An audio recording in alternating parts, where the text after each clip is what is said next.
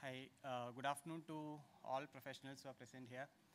Myself, Abhilash, I am part of the State Bank of India Wealth Management Department. Obviously, the topic that we need to cover is ways of managing money. It's a vast topic, but we'll try to cover it in 15 minutes. So, we all save money from our investments, from our income, salary income or professional income. So, obviously, the first thing that comes into our mind.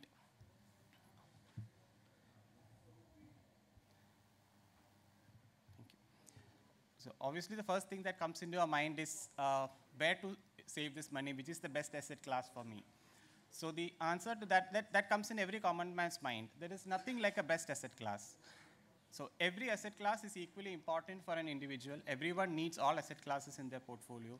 So if anyone has a doubt which is the best asset class for me to save, there is nothing like best asset class. Now, what are we aiming for? When we save our money, we obviously need to take care of the future. That is why we save money. We may have an investment objective or a goal. That is why we save money. So obviously, the biggest detriment to saving money and thing is inflation. So all our objective is to generate income over a long term that beats inflation.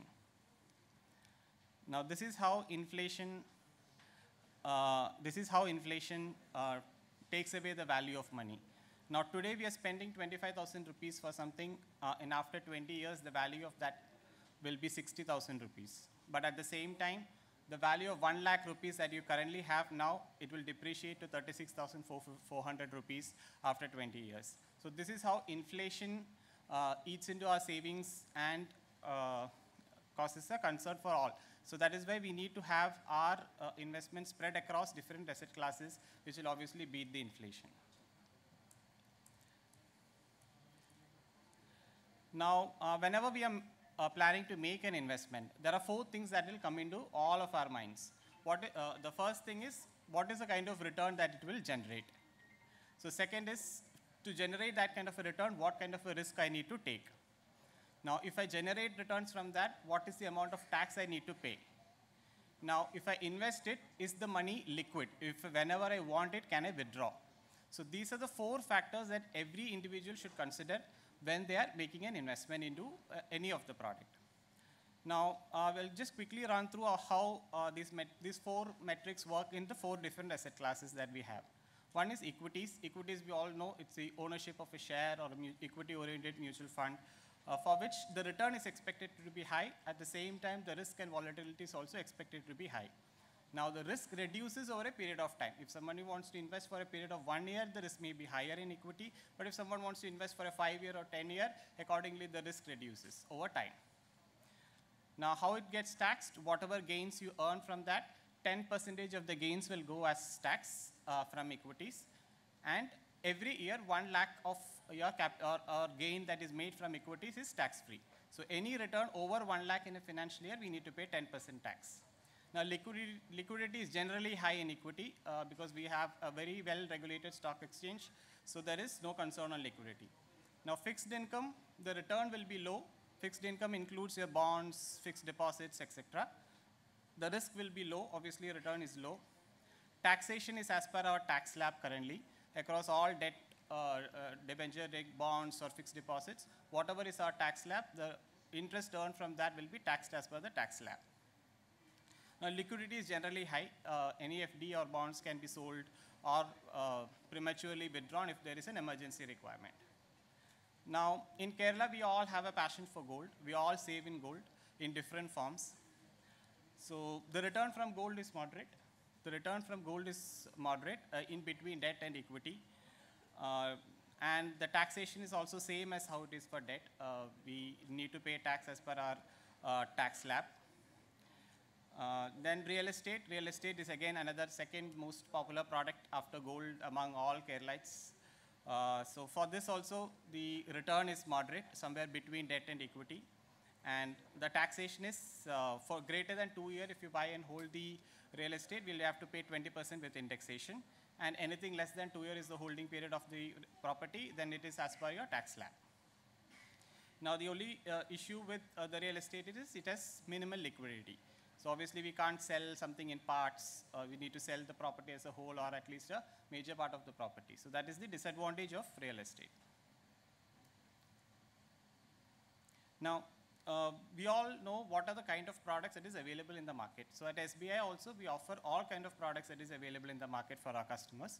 And obviously, we do not offer or suggest products like a bouquet. Means it is not like everyone will have the same kind of products that gets suggested from our side. So we obviously look at your risk profile, time horizon, investment objective. There are a lot of factors that gets considered. And this is the product bouquet that is available for anyone to manage your money. So we have RBI bonds, which is obviously guaranteed by the Government of India, RBI, and it gives current rate is about 8.05% with a 7-year lock-in. So whatever is the national savings certificate rate, we get 35 points higher than the national savings certificate. Senior citizen savings scheme, obviously there is a maximum limit of 30 lakhs for that. Current rate is 8.2%. 54 EC bonds is basically when we sell a property, we have a capital gain.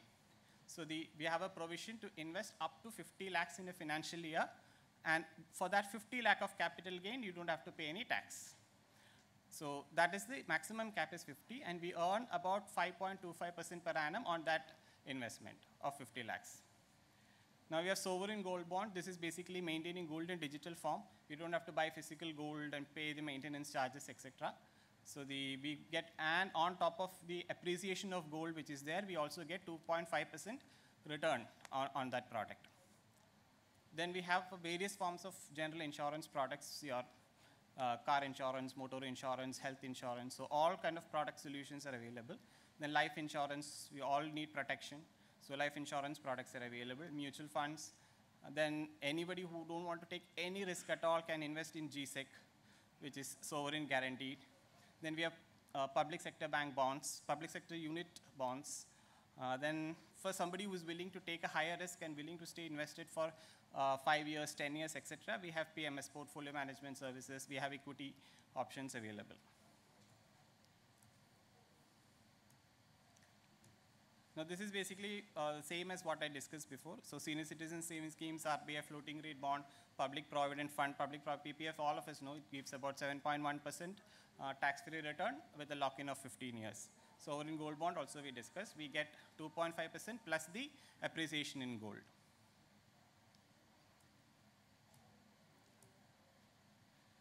Now this is basically a product suitability matrix which at SBI we follow. On the left-hand side, you can see the product categories that is available, and the right side is the basis, the risk profile of the customer.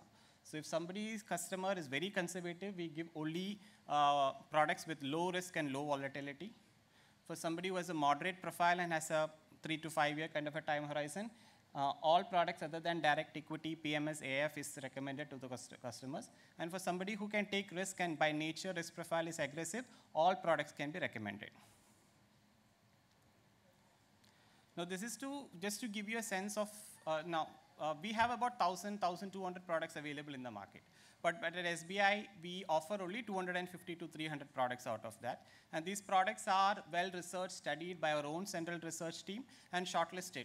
So we have high conviction in offering these products to the market. So just to give you a conviction that we don't offer all products that is there. Now this is the category average returns that is generated by the funds approved by State Bank of India. Now, it is in the order of risk.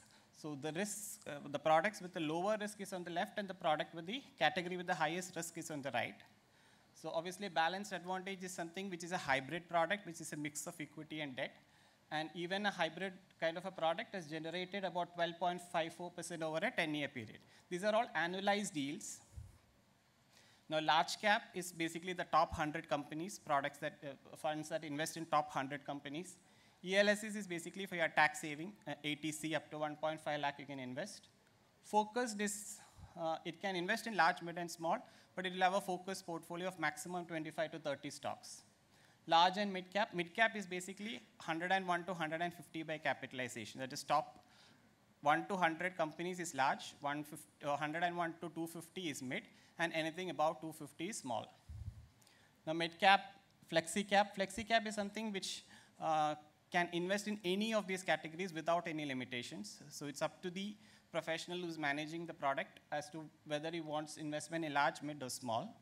And the last is a small cap. Now, if you see the returns from small cap over a period of 10 years will be higher, but obviously when there is a market correction or when there is a, say a scenario like COVID, which has come in 2020, so the most impacted will also be small caps. Now this is, I'll just quickly run through. This is basically to tell you that a delay can cause what kind of an impact. So somebody who is starting at the age of 35, 45, and 55, they are investing the same amount of money, but the value of the money at the age of 60, you can see also it's almost 95 lakhs for the person who started at 35, 42 lakhs for somebody who started at 45, and 20.6 for somebody who started at 55. So earlier we start, the compounding, which we call the eighth wonder, works, and we all work hard for our money. So obviously the money should work harder once we earn it.